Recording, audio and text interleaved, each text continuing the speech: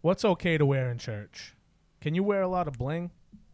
We're going to talk modesty today. Let's get into it.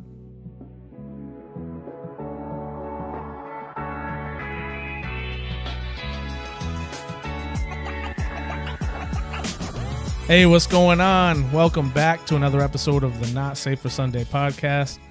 I am Josh, and for all the listeners out there, I want to first ask you, if you haven't done so yet, go on, like, review, subscribe, leave us a comment. Any new subscribers, leave us a comment. And enough of that. What's going on? Kenny. Not much, man. What's up, dude? Not too much. I had a rough week, a little sick this week, but I am can't miss the pod. You know what I mean? This is priority number one. So he can only miss work. No big deal. Yeah. I'll miss work, but not the pod. He's the Cal Ripken Jr. podcast. That's it. He doesn't miss it. No, he doesn't miss any days. Speaking of liking and subscribing, I'll tell you, we've had some good interaction. We've had some new subscribers this week and new commenters. And it's always great when you see a commenter that you don't know. And so just shout out to Ain't Ever Gonna Stop. I ain't ever gonna stop. Commented on one of the shorts. They think Jacob's the funniest man ever. They called him Midwest funny. And I think that's more of a insult. I'm not sure. I didn't know how to take it. I didn't take it as an insult. It's a lot of. Anybody knows what Midwest funny is, please explain. I got you. A lot of whoopie pie jokes in the Midwest. And Brad Dixon thinks Jacob is funny. And so Chantel Boulay, first time commenter on one of the last podcasts. Yeah. Nice. So shout out to all them. Jake is quickly becoming a fan favorite. What's up, Jake? He really Nothing is. much, man. You forgot about Daniel.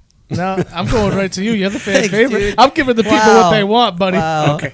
I just got back from Honduras. My friend John over here, my new brother. Yeah, we're gonna get to that. I want to hear about that. I'm actually from the Midwest, so I appreciate the followers coming from Missouri specifically. I'm actually from Springfield, Missouri, and my family derives in Warsaw, otherwise known as Warslow, Missouri. It's very slow. There's a we're Mexican slow for restaurant. sure, dude. There's a Mexican restaurant and a your Walmart slogan? and a gas station and a liquor store. Was it your mom? Was that your mom that commented on the podcast? I don't know. It was a fake alias if she did. She's trying to hide her identity. All right, back to Daniel. What's up, man?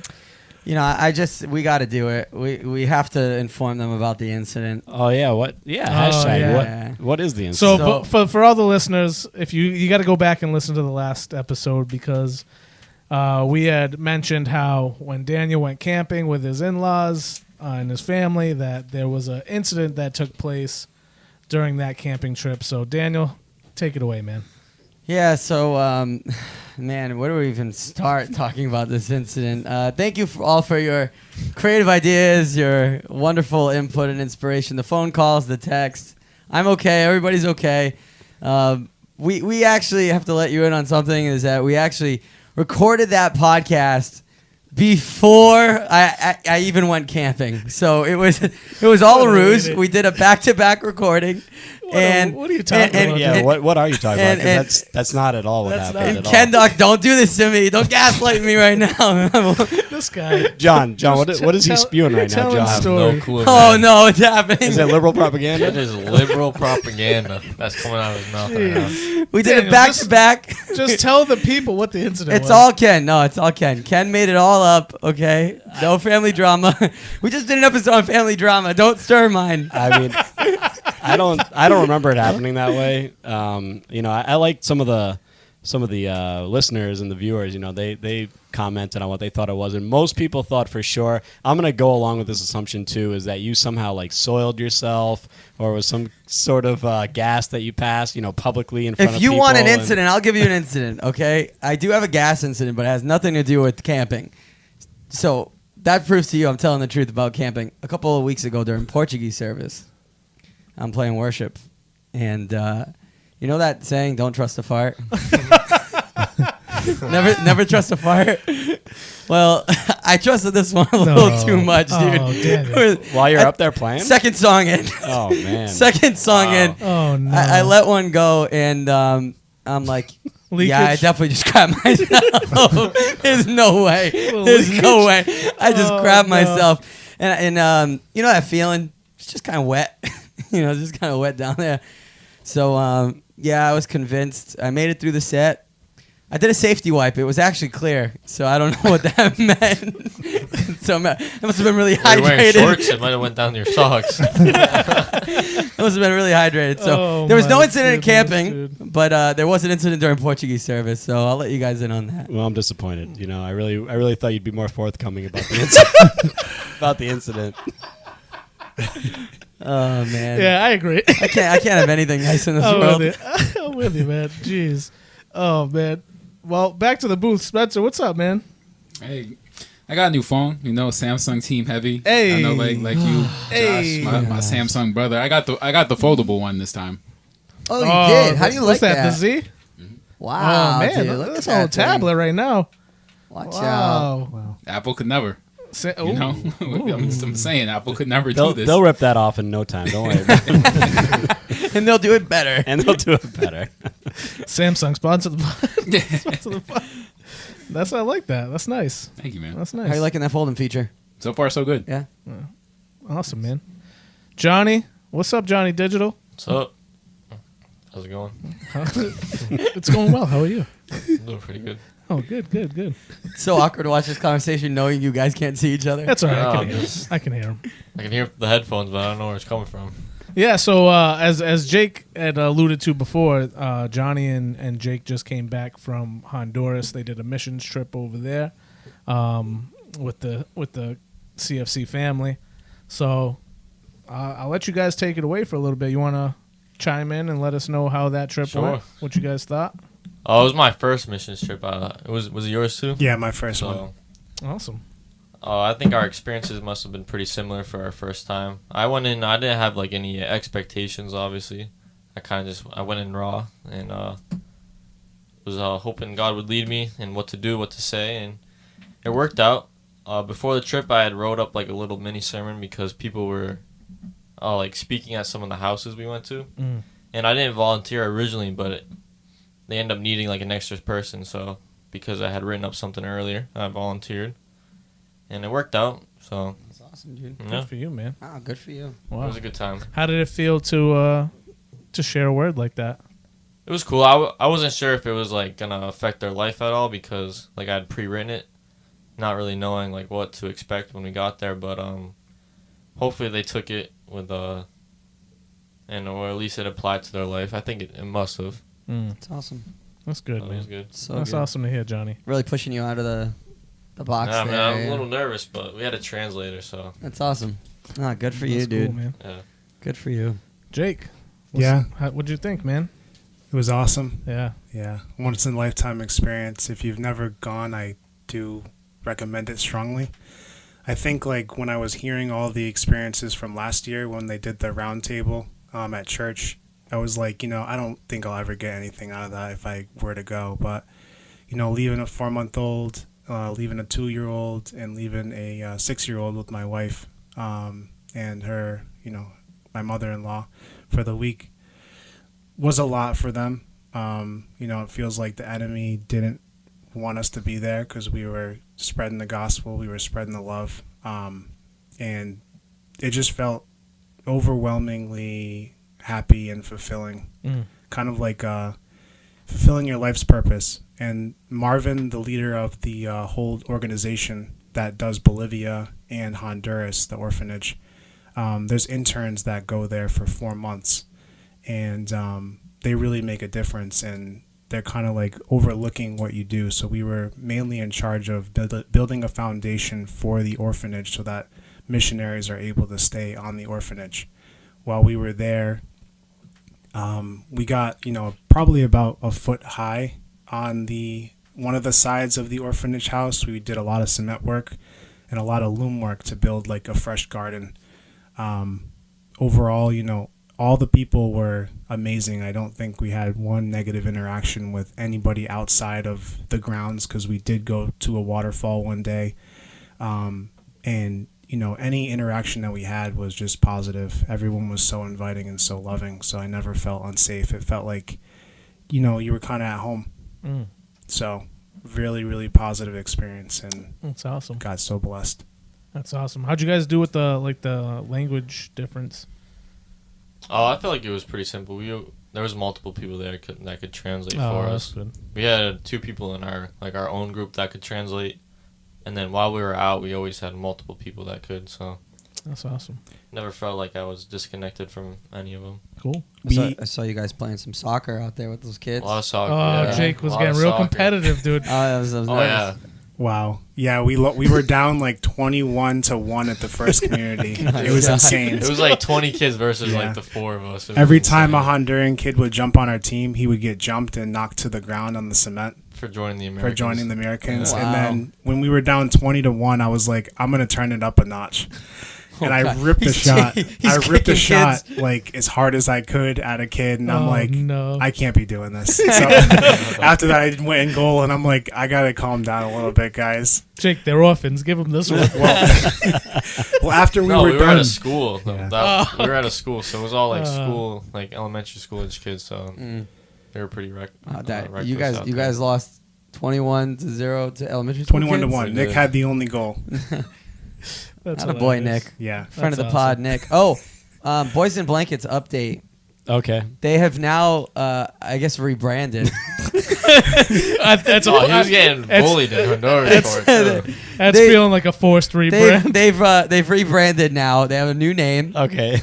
They're Guns and Gains, Guns and which Gains. I feel like the second word tempts me to want to say something else. Guns and Gains. So Wow. I feel like they're still a little obscure in the reference, but Okay. we will now refer to them as Guns and Gains as they deserve. Did they face some hazing after our clip?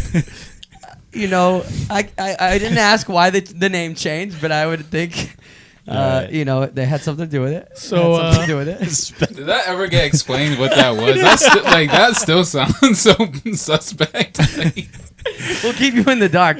So just keep putting together. wait, is that part of the incident? Was that? No, God no, God no! Don't drag me into this. So, what is Guns and Gains all about? We gotta leave that in the dark too.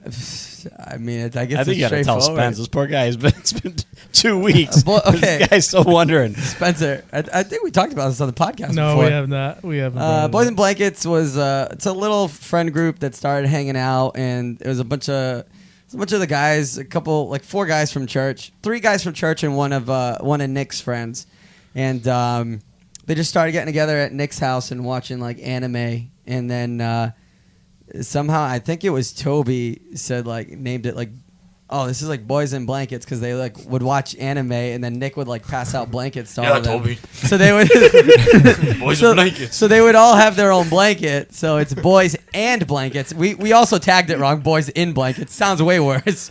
Sounds way worse.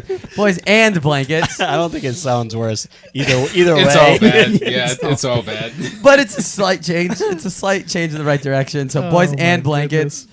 And now they've rebranded. They don't gather nearly as frequently. They're getting together Thursday nights every week, and life's too busy too for them. So right it's now. called now Guns and Gains. Guns and Gains, because I don't know. They enjoy work out afterwards? shooting guns and working out. Okay. So is this a different group? Same So group. Is Boys in Blankets not meeting Same anymore? group. No, Boys in Blanket. They're meeting under the guise of another entity. So they're pretending It there's gets something. worse every They've time. rebranded. They're the same, but only different. So Same they're thing, only different. pretending it's something else, but it's still the same. It's the same thing, only different. Yeah. It's the same boys in the same blankets, It's the just same under a new blanket, name. just under Guns and Gains. Okay. They're gonna kill me. So That was probably the worst explanation. what you're you saying could've given is it. it's I boys and think it's worse. Boys and Blankets doing business as Boys in Blankets LLC. That's the parent company. DBA Guns and Gains, Pyramid scheme. also known as. Shout out to the boys. We love you guys. We do love you. Oh, that's good. Next times. time we need to do a merch collab. We should. NSFS blankets. Oh my goodness, dude. Yeah, Nick had messaged me. I think he was a little Why'd you do that? Why'd you put us out there like that? Hey, we got to treat Nick nice because we're having some electrical issues, and Yeah, we need do some need help. him to fix We it. need all the help we can get. We do. A little plug for NDO Electrical. NDO Electrical. Yeah. That's Nick's new electric business. Nice. Little advertisement. Sponsor the pod. Sponsor the pod. NDO Electrical. If he fixes our electrical, that's sponsorship. Former friend of the pod. NDO, DBA, Guns and Gains, DBA, Boy and Blanket. Oh my Got it. goodness, dude. Oh, that's too much. We have too much fun. We're having too much fun. It is fun. But we gotta get modest for a second. We had a listener requested topic this evening. Let me actually. I can It's pull it up. friend of the pod, Teo. Is that right? No, No. this one's No. You got an episode Friend- mixed up. Friend of the pod, friend of the pod, Serena. Serena. Yeah. But the arena. So, friend of the pod, Serena Sabetti. Serena, that's right. We She love- emailed us. She's going to drop a comment for your name screw up right there. No problem. You messed up. That's You- okay. You messed up. Sorry, Serena. You messed up. It was AA him, Ron. not me. So she says, "Hi fam, I've been loving your videos and I'm sure you can tell. Thank you so much with your faithfulness in this. I mentioned this briefly to Ken in the past, but I would love to hear you guys talk about Christian modesty. I don't simply mean modesty as in women or men wearing revealing clothing, though that certainly is a part that should be discussed. I also mean modesty in the sense of wearing expensive clothing, flaunting designer brands, or having too much jewelry, displaying hard-to-get trendy items like Stanley Cups and Labubus.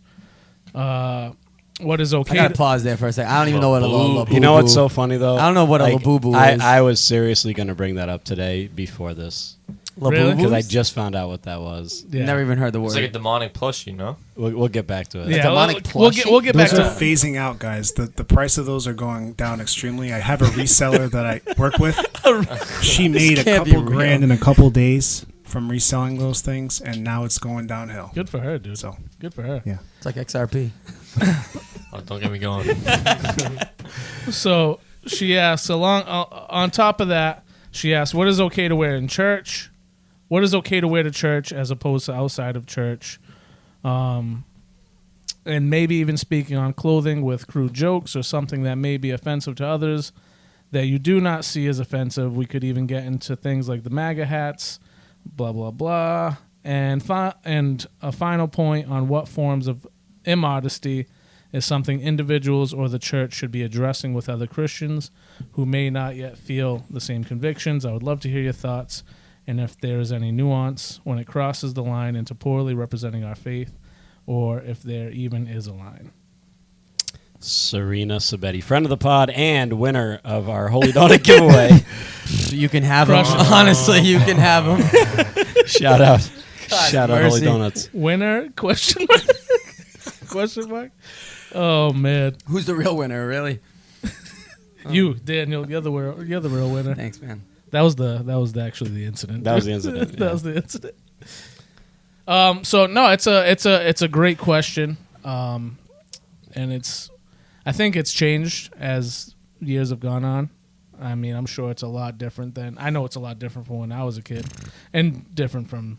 Well, you know, it's funny when I was reading this and thinking about this, I thought about you like right away because of some comments before. You know, growing up, you grew up in the church, and you said you grew up watching a lot of TBN. A lot of TBN. So 90s TBN boy, 90s TBN, a lot of floral I mean- dresses, dude, and big hair and makeup. big hair, makeup, Oh, my jewelry, goodness. dresses, and so I was thinking about that a lot because this is on. I think that this is I mean, it's in the Bible, right, where Paul talks about it Right. on a few occasions. Peter talks about it, and I think it's something that has like I don't want to say plagued the church, but it has like kind of like haunted the church for its entire existence because it's something that Christians always struggle with.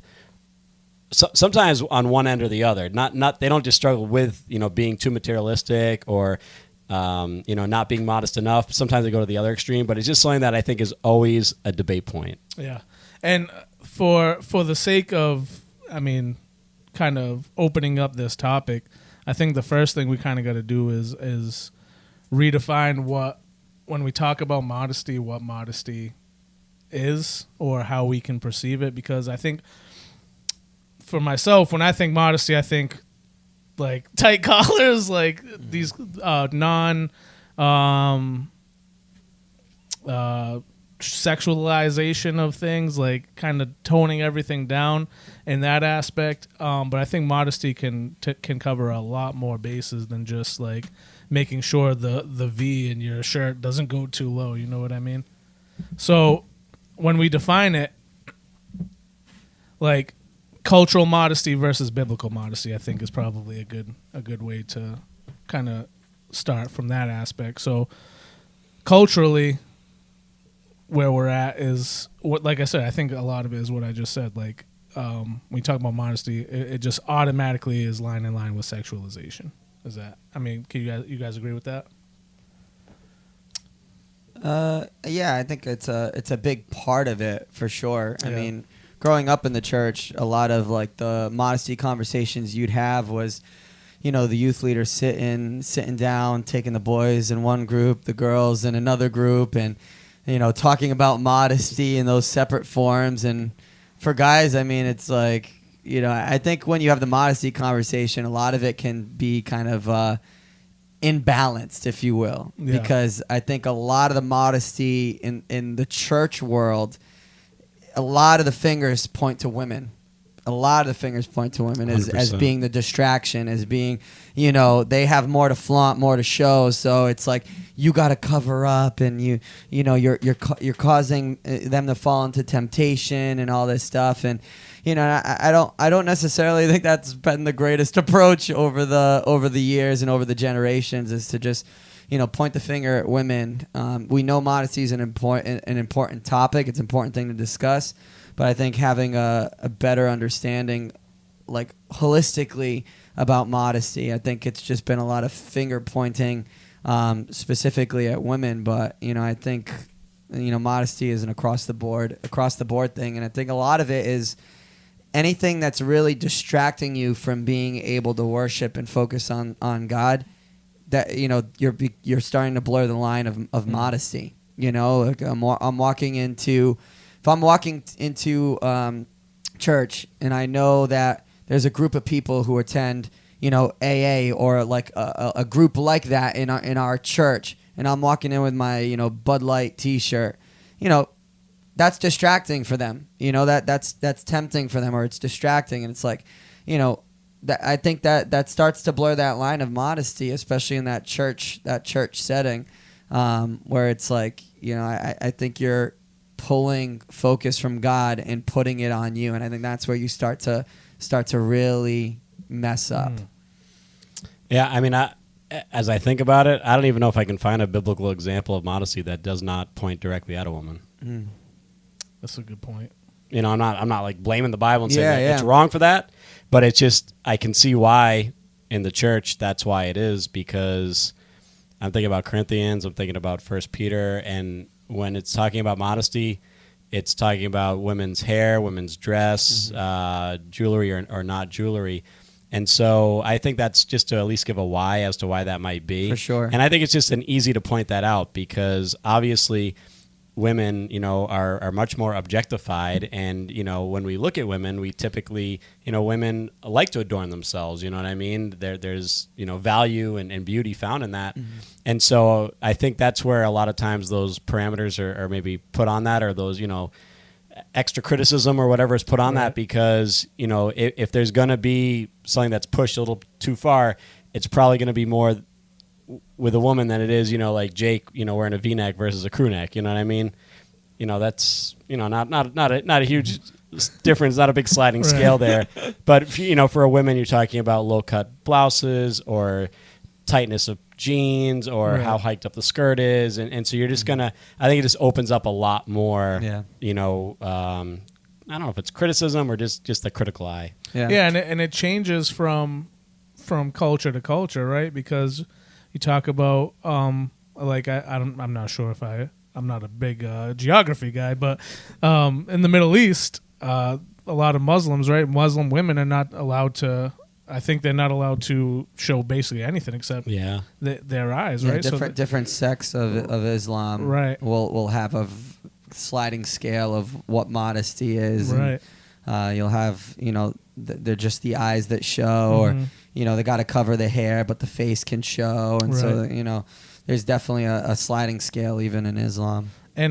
But that, I think, part of the beginning of what Serena's asking about this is, so yeah, there's all that for women, but what role do men play in modesty? Do you guys have any thoughts on that? Well, I think it can be such a huge and broad topic. You know what I mean?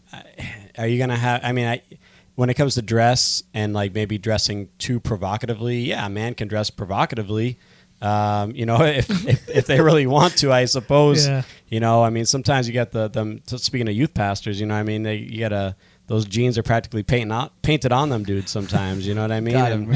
And so that. Shout out to him. I didn't mean that, youth pastor. Wow. But it just the whole kind of modern, hip youth pastor.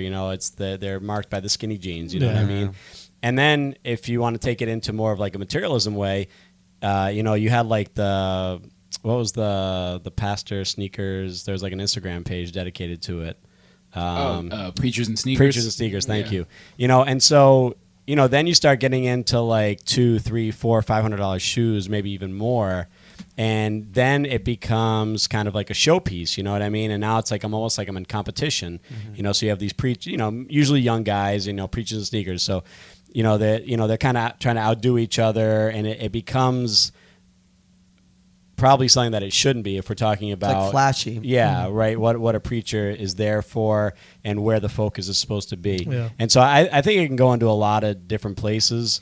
And so I think as we just unpack it and dissect it a little bit, we might be wise to like really like get to the heart and the point of what it means and why the Bible teaches us to be modest. Yeah, no, I agree with you. And the modesty thing, it's like you can kind of go back into the legalism episode that we talked about, law versus liberty, and it's really we could start to partition this all day, but I mean, is this allowable? Is this permissible? Right. Is this good? Is this beneficial? Is this and you can start to put all these things in different categories, but there'll still be a million things that you'll have to sit and judge by. So again, I think like Ken, you were just hitting the nail on the head. Is it's approaching the heart, the why behind these things, and also understanding that some of this has to do with convictions, but your convictions, like we've talked about, can't impede on other people's freedom because that's not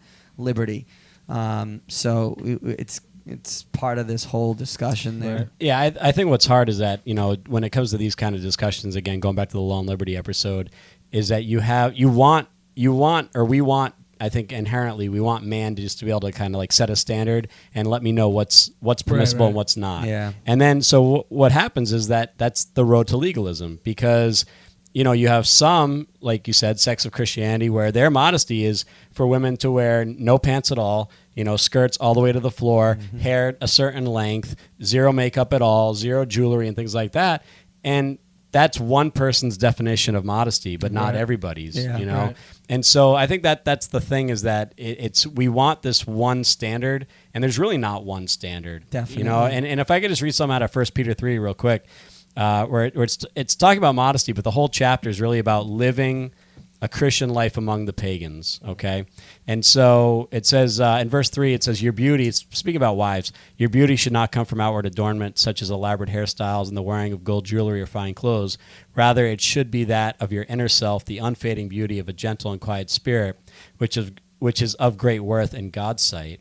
So nowhere in there does it say don't wear those things. Right. It just says that your beauty should come from inside and not those things. Right. And so I think that's one thing that, the road to legalism is usually when I take a scripture out of context, or if I take it, I read it, and I just get what I want out of it, or I just hear what I want to hear, and then I run with it. Right. Never says don't wear those things. Right. Never says a woman can't dress up and right. With the hair and but it is saying that that's not where your beauty needs to come from. So I think that might be a good place to start with modesty. Yeah, because I think, like you just said, it's about where the heart's at, and if your value, your self-worth, whatever it is coming from the things that you wear, the things that you have, the attention that you get because of how you wear those things, well, I'd challenge to say that you're not living a very modest life at that point. And to just say that, yeah, you can. We've said this. I don't know how many times we've brought this up about on the podcast, where everything's permissible, but not everything is profitable, right? Yeah. So, what is the value of this? What are you getting from dressing provocatively, let's say, or what are you getting from like Daniel said before? What are you getting from wearing that Bud Light T-shirt into church?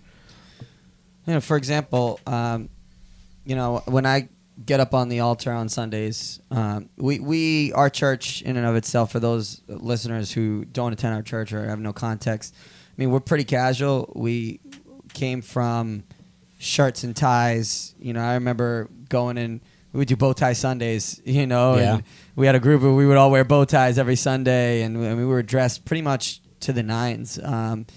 We kind of aged out of that and have become a lot more casual in our dress. And it's still while trying to maintain modesty. And when I talk to the worship ministry specifically, especially because we're up on the altar, I always, one of our big core tenets is distraction-free worship. And that's even in our attire. And, for me, I have no issue going up in, a T-shirt and gym shorts and, and a hat and going to do worship. That, my conviction, I don't think it's, a disrespectful or a big deal to do that. However, I would never go up on the altar and express my liberty and my conviction in that manner, because I know how distracting it would be and how offensive it would be to the people that I serve. You know what I mean? And the worship that I'm leading would be completely hindered by the distraction. Me, I'm practicing my liberty, or I'm flaunting my outfit and my nice hat and all this stuff, and now it's about me. It's not about God. So I think it's one of those things. I would feel fine wearing a Star Wars shirt, wearing a hat, but I wouldn't do that. And especially I'm thinking about our Portuguese service, which we also serve a Portuguese population for second service. And, sometimes even when I'm in jeans and a T-shirt, I feel a little bit convicted, oh man, I don't want to be a distraction for I don't want to be a distraction for the Portuguese service, and so I think when you're going into a place of corporate worship, it's carrying yourself into that place with a holiness and a reverence, and also a respect for the larger body. That this isn't about you specifically. It's not about you. It's about God. And so we want to be able to point people to God and not be a distraction, and this not be about us. So, going up there and wearing something flashy, distracting, or, it's like we want to be able to just quench all distraction, be able to allow and lead people, especially when you're talking about serving and being a visible part. Right. And being for a majority of listeners, they're attenders in church, but they're still seen. They're still seen, and I've seen it where somebody's worn something that was you mentioned the MAGA. I always say MAGA. I never know what it is anymore. MAGA. I say it wrong every time. MAGA. Somebody was wearing a MAGA hat. And that it stirs. I think Ken talks about it. In churches, we're probably way more 50-50 than we like to think we are. I think everybody paints a picture that churches are conservative, but we're probably more 50-50 than people like to think. Yeah. And so by wearing your MAGA hat, now you're carrying outside division inside the church where there should be unity and we should be pointing to God. Yeah. And is that really liberty? It might be your liberty, but is that really beneficial to the corporate body that's worshiping? And so, again, I think it's some of those things where it's we got to really strip back and realize, selflessness is meaning not just practicing all of your liberties and all your convictions, but if you're coming to serve like Christ served, then it's not about you. So if it's your choice between the plain black T-shirt or, the political slogan T-shirt, it's probably less distracting to just go with your plain t-shirt. Wear that one out in public. Yeah. Not a big deal. I think while you're talking, what the thing that keeps coming to mind to me is that there's also kind of a separation too, where you being on the worship team and Ken being up and preaching on a Sunday, there's an expectation of what that's going to look like, right? And let me kind of give an example. Like Sure. if you get pulled over by a police officer, you kind of expect him to be dressed in his uniform. You know what I mean? Yeah. So when you're on a worship team or you're up there pastoring, I don't expect somebody to be up there in like a graphic tee or you know what I mean. It kind of, not that I want them to be up there suit and tie all the time. Like you guys have that nice balance of like relaxed but like still presentable. Business presentable. casual. Yeah, business casual is a good way to put it. So there's almost an expectation of that. But what I find has been my experience in my time in the church is kind of the judgment that comes if I showed up in basketball shorts, right, to a service, the judgment that would come from the other parishioners, like you showed up to church like this, and I've gone to churches where it's shirt and tie every day, and this is probably the most relaxed that I've been at, but this is by far, I feel like I can be most of who I am. You know what I mean? Not that I'm going to go in there and like you said, I'm not going to bring in all this outside garbage into within those four walls, but yeah, it feels nice to just be able to kind of wear running shorts if I want to on a day, or flip flops. Just to kind of bounce off of that, there's what was that church? I think you've told me about it, where there was a story a pastor told you about this California church that it's like a bunch of surfers that show up to church and they're in their that's the church I was at. They're in their muscle shirts and swim trunks, and that's church. Church in Southern California. They rent a school, and it's like it's practically on the beach. You know what I mean? So they're all beachy people, and they're just in their flip flops and their shorts and their polos, or like nice tanks or whatever. And it's just. And then you go into church in like Nigeria, and they're wearing these very colorful, long, ornate things, and then you go to church here. So, like, I think some of it's cultural. You know what I mean? Yeah. Even geographical, and then southern churches and shirt and tie every day. 100%. And so, I think like for us, as Daniel said, our church used to be way more like shirt and tie. And, as time has gone on, we've gotten away from that. And it's not like super intentional. I think, you're trying to find the balance with the world that you live in. Mm-hmm. And I don't think clothes are spiritual matters, to debate over. But I do know that if the world, just the culture as a whole has gone more to a business casual dress, which it has, you know what I mean? Just even in the business world, it's a lot more casual than it used to be. That's and true. So, I don't think as a church you ever want to like stand apart as this like unseen, unattainable look or thing, where if people aren't typically walk around in suits and dresses and shirts and ties all the time, I'm not sure that on a Sunday morning you want to do that too, because then, for the majority of the people that might be coming in and seeking, it's going to be this very alien thing. And so I think you want to find that balance. Right.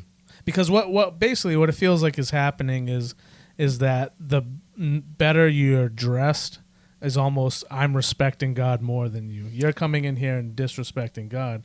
So modesty in that aspect has almost become a gatekeeping tool instead of, you know what I mean? Instead of like a heart posture. It's like a gatekeeping tool to say, this is your tier. This is the level of respect you're showing today because you showed up like this, and that's harmful in that way. 100%. And I think this is going to be a debate that will go on forever until Jesus comes back. Just because you're going to have the preferential sides of the argument, and that's fine. I just I say don't debate about it. You know what I mean? Like in a church, typically the pastor or the leadership in general is going to kind of set a tone. If it's a church where everybody who serves, everybody who's on the altar is there in a suit and tie, it's probably going to set a tone that's going to, that where the people that are going to come are also going to dress that way. But, if you're coming up and you're business casual, like how we kind of keep it, you know, that's who's also going to come in too. And so I don't think you're ever going to win, you know, that argument on one side or the other. I think people who go to a casual church but want to dress up when they go for it. Right. Nobody's going to judge you or point the finger at you. I just hope it's the same way on the other end. You know, if somebody comes in and they're not dressed to the standard that, you know, somebody else is, right, that they don't get judged. And I just hope the heart is in line with, I'm not dressing this way to impress other people. I'm coming this way to honor God. And that's, I think, the important key point you got to take away from that is, where is your heart in regards to that? Yeah, and trust me, I know a handful of stories, you know, of the family that, you know, comes and they're all dressed up in the suit and the tie and the whole nine, and, you know, the guy's beating his wife when he goes home. So, you know, I think sometimes we might deceive ourselves and dress like to impress God too. You know, like, oh, like, look at me, God. That's a good point. You know? That's a really good point. And that's why I think the clothing thing should never really be a spiritual matter, because it's not spiritual. You know, and Jesus even says that the kingdom of God is not, you know, what we eat and drink and what we wear. Yeah. You know, so, you know, I think personal conviction is important. I think if we're going to bring it back to modesty, that's really important. Right. And I think the key point is that who you are has to come from the inside out, right, and not the outside in. So if you got the girl who's, you know, just flaunting her stuff and, like, you know, there's a reason for that. You know what I mean? There's a reason why she feels like the outer beauty has to be so accentuated, maybe because she doesn't think there's much inner beauty inside. You know what I mean? So I think there's reasons to all this. Go ahead. I was just gonna say, to your point, the more, and we've harped on this before, the more I've seen people, not just women, but people draw nearer to Christ, and as that relationship and that spiritual maturity has blossomed, these things have worked themselves out without even needing to be a huge big deal that was ever really addressed in this really deep manner. But as people draw nearer to Christ, it's like, okay, like, they start to realize, okay, I'm the Lord's creation, and God created me, and you know, He's created me for a purpose and a time, and you know, my body is for, you know, to be used for His glory, and He's already prepared my husband, He's already prepared my wife, and I should reserve my body for them, and so I've seen the modesty thing even transform pretty naturally as people draw near and have a better understanding and become more spiritually mature. That you're right, like, you know, some of these outer things, just like behavior, modesty, some of the things that we flaunt, it's a condition, it's a reflection of the inner condition of our heart. And so, okay, what's going on that needs to be fleshed out or worked out in me, that the way that I dress, the way that I act, the clothing that I wear, the swears that I wear, or the girls in bikinis that I wear. You know, we would see the craziest things that students would wear to school, and I'm how are you leaving the house? Like, this girl is literally butt naked, has a black bar just across her boobs, and I'm like, how are you actually, like, leaving the house like this? And then how has nobody said anything to you all day? Like, you're walking in and out of classrooms and no one said anything. Like, I'm uncomfortable looking at this. Like, what, you know? So I think culture standard for modesty is completely out the window. Obviously, you know, I'd have middle schoolers walking down the hallway. I'd literally have to stare at the ceiling because what they wore was so abominable. I'm like, I don't even know. I don't know if I'm at a strip club or a middle school right now. This isn't. It's absolutely insane. And so the standard for modesty is out the window. We can't look to the world.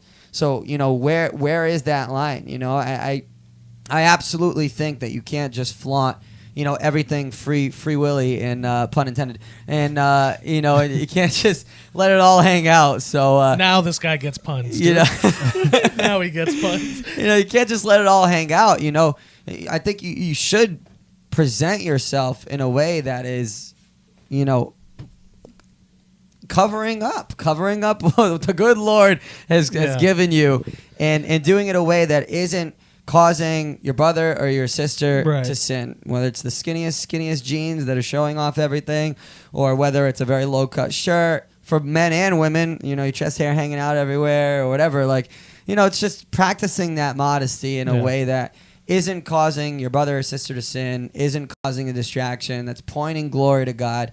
You know, it's just you could go on and on and on and Yeah. on, but just to draw some clear lines of at least where I stand, Right. not where you stand, not where Ken stands. So we've talked about how you're dressing, what it is that you're wearing, and you brought up you wanted to know, or I guess you were looking more about the labubus and things like that. So let's, as far as modesty is concerned for materialism, let's kind of discuss that a little bit. Yeah, well, I mean, the Bible warns so much about materialism, and the reason it does is because, what Jesus says, you can't serve both God and money. And so when you are so set on material things, it becomes God. I mean, first of all, you have to work, to buy all that expensive stuff, or you got to do something to get it, right? You cherish it, you kind of set it apart. It's something that becomes really like this apple of your eye. And so the danger right there for materialism is just that it will take your heart or your eye away from God. So the labubu thing is funny because I saw like 2 reels, like I don't even know when, in the last few weeks. And it was just like kind of something goofy. It was like the kind of reel you would see with anything, but it just happened to be these labubus. And I didn't know what it was at the time, but like, so one guy comes out and he's got like 2 of these labubus like clipped to his belt. And then the next guy comes out and he's got like 10. And then the next guy comes out and he's like got like 50. And it's like, it just gets so ridiculous. The last guy is like literally covered head to toe. And these labubus, I had to ask. Jay, can you pull up a labubu? Yeah, pull it up. I need context. I had to ask what it was. I had no idea. And it's these little. It's like a fur. Little Remember plush, Furbies? Yeah, little plush thing. Yeah, it's hard to explain. It looks like it almost looks like, you remember the book Where the Wild Things Are, dude? Okay. Yeah, so it looks Kinda, like yeah. a thing. It looks like a little child, but with like maybe like a rabbit costume on, but it has like this like sharp demonic smile Sharp and sharp teeth, dude. But so it's become a cultural phenomenon. I don't even know. I'm not even sure why. I think maybe like one of like It the. looks like a freaking Teletubby. I think like one of Yeah. like the Jenner daughters or something like that. One of the Kardashians. Yeah, so like I think Oh, like look, like yeah. Kylie Jenner's daughter or something like that. Yeah. Like it became I see the wild things. Yeah, I see Yeah, where the you know wild what I'm things are. saying? I see what you mean. made it fashionable. But the thing, teeth. I mean, if we're gonna talk about modesty, it's just the fact that some of these things go like it became so trendy that some of them go for like thousands of Oh yeah, dollars. Jake, scroll up. What was that price on that top one? It's like it looked like it was like it's like $500. $500 for that $489. little toy. It's insane. Jake, Oh, tell that one's 11,000. 1,160. yeah, it's crazy. Jake, tell us about the labubus because you said you I knew wish I was somebody the who owner was. of a labubu. So I did some sports cards, like that's kind of what I do, like my third job here and there, off and on. But she does labubus, and she was informing me on how she found this dealer over in China who sells authentic labubus, and then she was basically flipping them and making triple of what she made. But it's just a craze, man. It's just a phase. It's people are holding on to they're hungry for something and they don't know what to fill their heart with. And that's where Jesus comes into play. I think a lot of it, even if you are a follower of Jesus, you're taken back by sin that you've once held on to at times because the enemy fills in the crack whenever you're desperate at moments, and you go back to those things. So I think like labubu and anything really that you can collect Yeah. can fill that. What happens is these things like this. I mean, think about the kind of car somebody that's. And the big thing is like, at least in the Christian world, is like when you see the pastor pulling in with like a G-Wagon. Yeah. And you're like, they become these status symbols, right? Like if you picture like a like upper class person, what is it that you're picturing with? And it's like those things become now the status symbols of what it means to show that you have wealth. You know what I mean? So now this is the thing that people are chasing is, I want to keep up with the Joneses. I need my Stanley Cup. I need my Labubus. I need whatever. My Crocs with my special Liberty gibbets or whatever those things are called. Gibbets. I pull up the definition of modesty, and it says the state or quality of being moderate in the estimation of one's own abilities, accomplishments, or value. And so the Bible definitely teaches modesty. So what is that saying according to that definition? You're just, it's not like you're moderate. You know what I mean? It's not like you're not like trying to extremes. overdo or go to extremes one way or the other. You're just kind of staying right in the middle, And the thing with like you talk about the pastor in the G-Wagon, anything like that, materialism, what it does is it becomes a shield, and it makes it that much harder to see the more intrinsic value that people have. And it goes back to Peter and what he's saying about let the beauty come from the inside, that inner beauty. But materialism does that too. And if we're going to talk about why we should be more modest, and it's because like the more like, and I think everybody knows somebody like this, but just somebody who's just always like, it's like the newest this, the newest thing. that, the newest that, the best, and they're always talking about it. And it's like I don't know what's inside that person at all, because all I see is that. That's a Their really good mounds of point. stuff. You know what I mean? That's all I know and all I see. And so it makes it that much harder to actually, and then, you get these people and then maybe like they have a breakdown and they really start talking real, and you're like, your mind's blown, right? You're like, wow, I never knew this person was suffering like this. Why? Because everything was just this facade. Right. And the facade was brought about by all this luxury and all this materialism, all these things on the outside. And so I just think, it's so important. Why does the Bible say that God is far from the proud but draws near to the humble?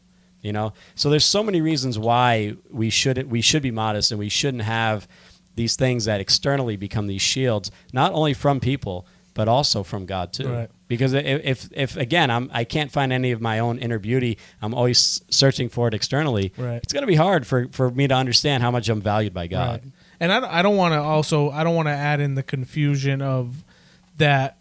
This means you shouldn't own or have nice things, because obviously there's some brands that are more expensive, but they're good quality brands, and like a product that you can rely on or is going to last or whatever. But I think it's what you were talking about before, once you start lusting after these things and I need the newest one, I need the next one, not only do I need this, but now I need this. And it's not because of the fact of this is a good product, I want to make sure I can have something that's going to last. Now it's like where my heart is, I want people to know that I got this. I got that money.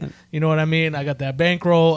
I have these items because my value is in my dollars. For sure. And also by proxy, I mean, we as Americans are like richer than 90-something% of the world. So you even having a Hanes T-shirt that you can get a pack of 10 at Walmart for like $20.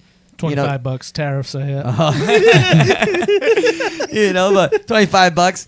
But I mean, even that is considered a luxury from a lot of places in the world. Right. And so I think it's very easy when you talk modesty to go into these extremes. And when you're on the more poverty side of things, you're pointing at, oh, you have a car, or you have this, or you have that. So where's the line? Then if you have somebody that's worked hard their whole life, paid off their mortgage, and has made a successful business for themselves, if they have a nice car, is that wrong for them? And I think this is where it all comes down to the heart. Is my choice reflecting Christ? Did I make this decision out of a sense of pride, or out of a sense of I want people to look at me? Or did I buy this because I've worked hard and I want to have seats that blow air on my bun swallow. You know what I mean? I need those air-conditioned seats. I could have used that during that Portuguese service. But no, it's a great point, man. It's definitely heart, and you can slice this up a million different ways. But and that's where Serena, I'm sorry, you're probably not going to get the clear answer you're looking for, because so much of it comes down to conviction and flashiness. And how are you choosing to really why are you making the choices that you're making? Is it for you, and is it made in humility, or is it for pride to say, look at this, look at that, and not that having a nice house or nice shoes, everybody has different hobbies. You would spend money on things I would never spend money on. And so for me, I could say, wow, you're wicked flashy, you have whatever. I got a PS5. You have a PS5. I have a PS4 and I've had it for, 15 years. You're so flashy. How immodest of you, So cool. But Guy buys 2 dozen holy donuts. Yeah. You know, $65. Bang. bang, no big deal, you know. But then, you know, you can look at me and, you know, I have a $1,200 guitar. And you're like, oh, so Jeez. flashy. So flashy are you. You have a $1,200 guitar. Like, why do you, you know? So you can start to, like, look at everybody, but we all have different preferences and Right. different things we like to spend our money on. So when you start piecemealing everybody's, you know, flashiness, it's like, Right. okay, by nature, everybody's flashy because we all have all these things that all of us have. But it's like, why do you have it? Why did you buy it? What was the heart? What are you showing off? Are you trying to get people to look at you? Are you trying to draw attention to you rather than push attention and glory to Christ? I think all aspects of our life should be pointing glory to Right. Christ. And if the things that we're doing, the things that we're wearing, the lifestyles that we've chosen, if we're trying to do that for our own glory and our own namesake, That's not of God. that's Yeah. where you're completely off pace and Yeah. off pulse. That's not of God. Did you? It looked like you Yeah, had no, just going back to that verse, I think Peter says it best, you know, beauty should not come from the outward adornment, rather it should be that of your inner self, the unfading beauty of a gentle and quiet spirit, which is of great worth in God's sight. I mean, you know, ultimately who we are and our beauty, our worth, everything has to come from the inside. And the life transformed by Christ, that's where we really find who we are and that inner beauty. And so, you know, for those people that are really searching and seeking and like thinking maybe just accumulating and you know, the flashiness and the materialism and you know, expense of this or that, you know, maybe that's the wake-up call. You know, Yeah. where am I finding my inner value, my inner beauty? God says it comes from the inside. And modesty helps me find it. Because if I don't have to, I'm in a good place. And I'll just go back because I want to say again, we can't use this idea of modesty as a way to gatekeep. Yeah. We can't. We don't know what's in another person's Or to heart. judge. Or yeah. to judge. But I want to ask you guys while we're on this, and we're gonna try to close up and wrap up in a little bit. How do we approach immodesty? As if we're leaders within the church, how are we approaching immodesty within our direct influence within our congregation? How do we approach those issues? I mean, for me, like, if it was something that was just, like, so, like, distracting, like, so, like, in your face, like, people can't concentrate, then it's something I would address with a person one-on-one, you know? And You would address probably a male one-on-one. No, yeah. But if it was something female, your wife would probably Right, no, I just mean interject. in general. I'm just clarifying. Yeah, 'cause yeah, I know yeah. that I know how you would do it. Yeah, no, Just, as the leaders, I'm just saying, you know, that leaders would go first. You know what I mean? I don't think that's something that should, you know, it could turn into a thing really quickly. You know, if people just start, you know, oh, that person's judging me. So as the leader, you know, and my wife as a sidekick like that, going and addressing if something is just like so like just off the wall, Flagrant. like flagrant, like nobody can concentrate, then I would definitely address it. If it's something that's less, I guess, egregious or less, you know, in your face, I think through relationship is how a lot of these things change. As somebody gets That's for really sure. plugged into a church and gets into a connect group and that discipleship process starts, I think that's where, you know, those kind of changes start happening organically. And then as relationships develop and you have that trusted person, that accountability person, that person can, you know, is more at liberty to say, hey, you know, oh, maybe this or maybe that, you know, in a non-judgmental way, but definitely in a direct way, an accountable way. Did you have a different kind of idea? No. I mean, I think I've seen Ken do this on multiple occasions in every sense, not just specifically modesty, but we talk about distraction-free worship. And if there's something that's getting in the way of God getting the glory and Him getting the attention in our services, he's addressing it.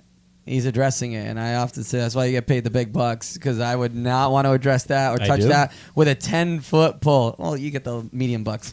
So, you know, but, you know, God bless him, because he has to address a lot of different things, behavior, modesty, all the different things in our services. So, yeah, it's just open, honest, direct communication. Obviously, of course, approaching these things in humility, in love. We talk about accountability a million times on this episode. If we haven't said it once, we've said it, a million times.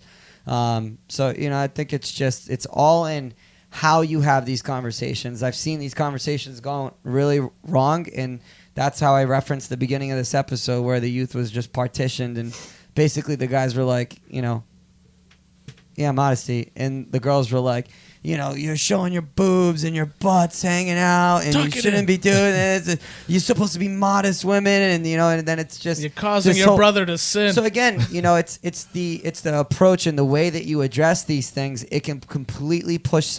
That can be a distraction, and that can push people away from God, and that can not reflect His glory in His heart. So again, it's a lot of times it's the way that we're saying, the way that we're addressing these things that are also some of the issue, because a lot of people won't listen to you if you're addressing these things from a judgmental standpoint or a place that doesn't have biblical backing. It's something that you just don't shy away from. But again, that approach, and it looks different for everybody because we're all different. I had when doing the research, I had Galatians 6:1 I had saved. Brothers and sisters, if someone is caught in a sin, you who live by the Spirit should restore that person gently. But watch yourselves, or you also may be tempted. And I think that's the important part, and that's what you guys are alluding to, is there's a way to handle this. There's a way to approach it, be direct, and have that conversation, but also do it from a manner of gentleness, whether it be through building a relationship with somebody. I've had that. Ken had to give me that conversation. He's had to have this conversation. I don't think you knew you had to have it with me, but it was when I was getting in trouble for being too loud in the back row. Oh, you're the back row partiers, dude. The bad boys of the back row. Yeah. Shout out. I'd love to hear from the boys in the booth, but all three of them, but definitely like Jake and John, especially coming back from Honduras. So you're just in a third world country, a lot of poverty. What is your take on modesty in America, or just modesty in the church after that kind of experience? Yeah, so I think a lot of us, when we had to share a word of encouragement, we did the 10 home visits. It was 10 of us that did a different sermon for each visit. And as John alluded to earlier, he did one and he pre-wrote it, but God gave him the ability to actually speak it, because there was one person that backed out. So he was able to bless a family. He did an amazing job. But I think it's so humbling when you go to a country with people with nothing, no running water. They're using a washboard to wash their clothes. They're all hanging, and you're basically ducking under them into their doorway. A lot of them don't even have a door. And then it's rainy season, so we were, in a nice hotel, nicer than their home, obviously. That's mainly dirt floors was what we were walking into. They're being so vulnerable, telling us and pouring out into us about the things that they're struggling with, health conditions that their families are facing. And it just being able to, be on the same level as them and have them understand, hey, we're in the same boat as you. Even though we have nice clothes on, fresh linens, we're all on the same level. We all have the same Father. And we had to kind of humble ourselves, because I think a lot of times, even us, we're not thankful for the small things, whereas they're thankful for just getting up in the morning. And it's a testament, while it's fresh, to just spread this, because a lot of people need to understand that, if you have $1 in your pocket, an American US dollar, $1, even though if you're in debt, you have more money than 90% of the world. And that's true. Some of these homes that were over there, we were looking on Facebook Marketplace just to be funny. They were literally selling for I found a hut for 27 lampadas, which is $1 American dollar. And, we got to kind of look at ourselves in the mirror and, what do we have to worry about when you could just trust in God? And I think all of us can attest to that. That's good. John, what do you got? I think, speaking on the living conditions, I think just overall what little they have, but the amount of faith that they have still, I think it surpasses a lot of our own faith. Sure. They don't have to rely on AC. They don't get to rely on running water. Whereas if we rely on that daily in America. So when if you were to sleep at night without AC, you'd be complaining the whole day. You'd be in a bad mood for the rest of the day, and you'd let everybody know. So I think it's just the way that they live and how content they are with so little. It just speaks on their own modesty. That's good. Good point, John. Spence, what do you got on this topic? Yeah, you guys said a lot of things. So I don't know what's left to add.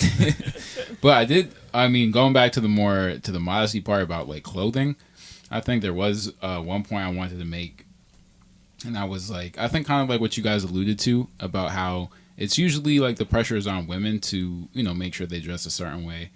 And so I think it's also important to point out for like the men that, you know, our purity isn't a woman's responsibility, but it's ours. So, you know, like, I think worry less about what they're addressing and what's going on in your own heart. That's good. And kind of figure that out for yourself. And I think those conversations, I think, are good for, you know, women, older women in the church to have with the younger ones and let them know.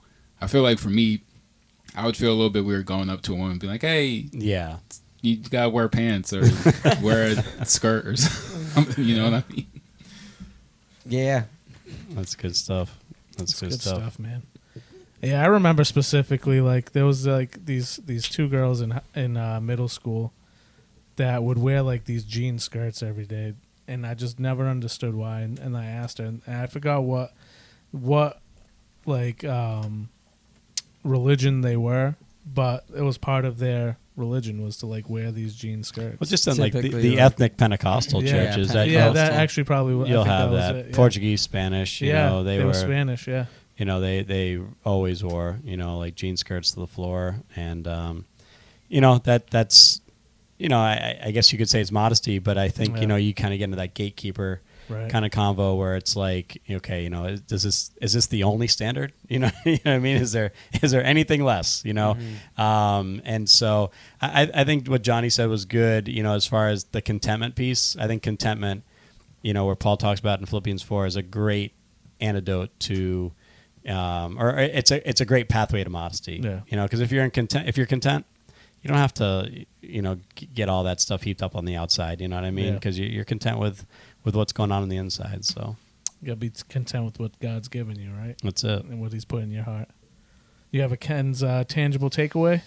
Ken's tangible takeaway, would that be a KTT? That's a KTT. A KTT. Very loved segment, I gotta say. I mean, people are loving People the are KTT. people are liking the KTT. Yeah, I think for KTT today is it's probably just going to be more of a recap of what we've been talking about. But I think that if you can know like why you do what you do, I think it will set you up, especially for this subject. It will set you up for success. You know, like, you know, I want this $50,000 car, this $75,000 car. Well, why do you want that $75,000 car? You know what I mean? Is it something that is, you know, is pointing to something that's going on inside of you? You know, is there something where you're discontent or you need to, like, you know, impress somebody or show off like that? Or is it, you know, so I think in everything, you know, I know there's some of the things that were brought up in this episode, like the Stanleys, and like it seems like there's a new one like every 6 months. You know, there's a new trendy one. They're all super expensive. Well, do I need that? Am I doing that for me because I need another way to consume, you know, H2O, or am I trying to just keep up with people and impress? You know what I mean? So if I can always know why I do what I do and just be really honest about that, I think it'll set myself up, you know, to be modest, you know, to make sure that the inner beauty and value is what's shining through.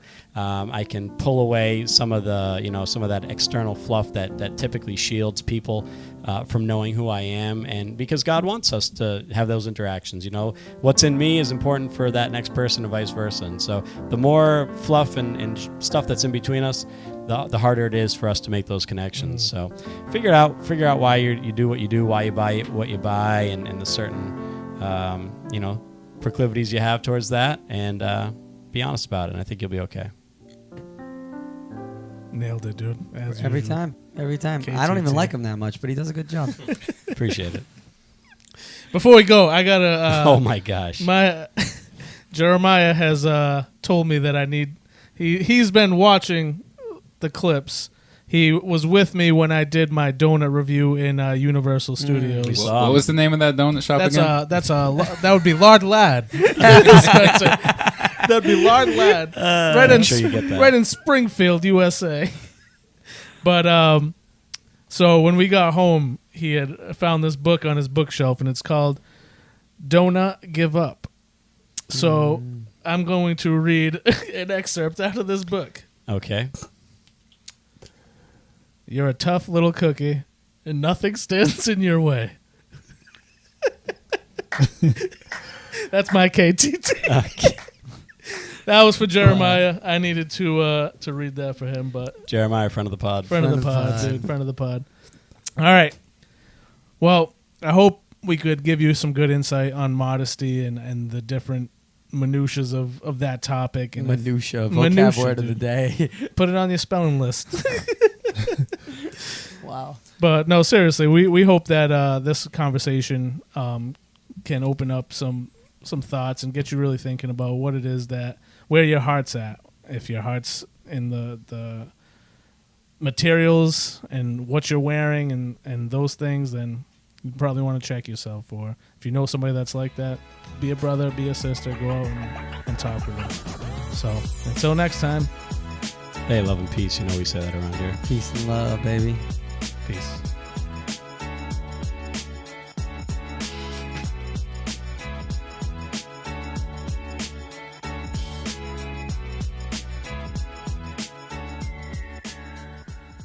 The Not Safe for Sunday podcast is recorded in the loft. Our production team is Spencer Berriman, Jacob McCall, and John Walsh. You can find us on social media at NSFS Podcast. If you'd like to join us for a Sunday service, you can find us at Conquerors for Christ Church, located at 972 Reed Road in North Dartmouth, Massachusetts.